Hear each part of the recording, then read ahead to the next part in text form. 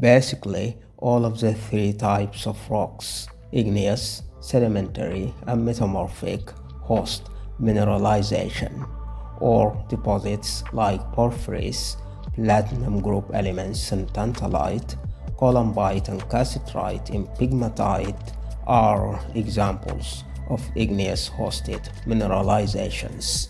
Sedimentation processes can exclusively form ore deposits like banded iron formations, banded hematite and quartzite, zinc-lead deposits in dolomite, copper gold in quartzite, diamond in conglomerate, and limestones.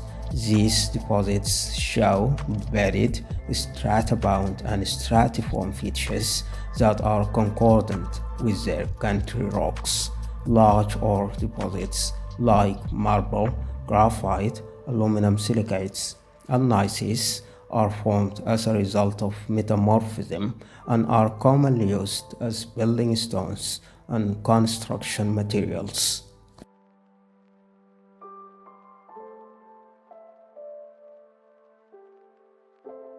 Mineral deposits like granite, limestone, marble, and slate are indistinguishable from their host, while other deposits like gold-bearing quartz veins are different from the surrounding rocks.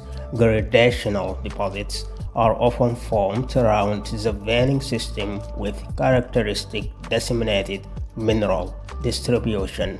Usually, the mineralization intensity increases progressively towards the center. Some mineral deposits, particularly those containing disseminated copper, depict gradational contacts to form economic deposits.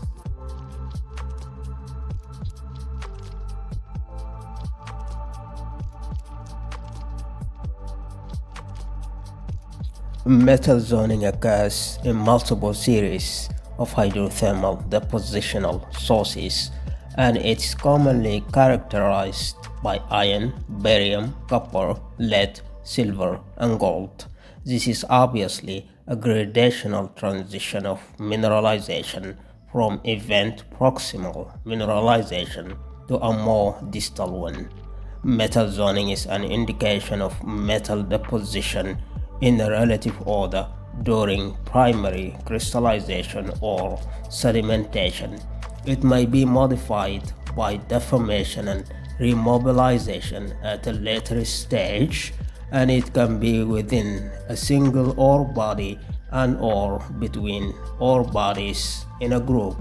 Quite often, metal zoning is found in massive sulfide deposits.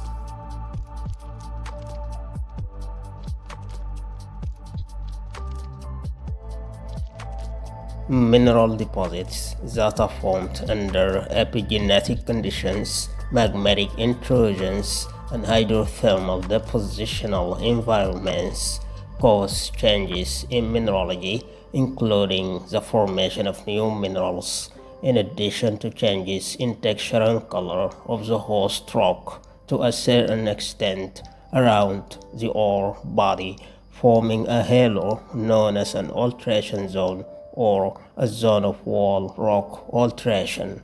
The size of this alteration halo around the ore body varies from narrow to wide depending on the physical and chemical conditions of the alteration process.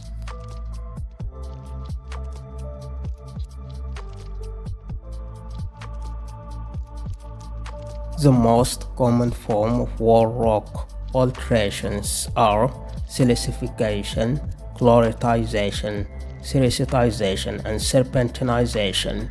The presence of pyrite, siderite, titanium, manganese, potassium, lithium, lead, silver, arsenic, rubidium, barium, calcium, epirot, and carbonaceous material is characteristic of most of the sedimentary exhalative types of copper, zinc, lead, minus plus silver and gold deposits.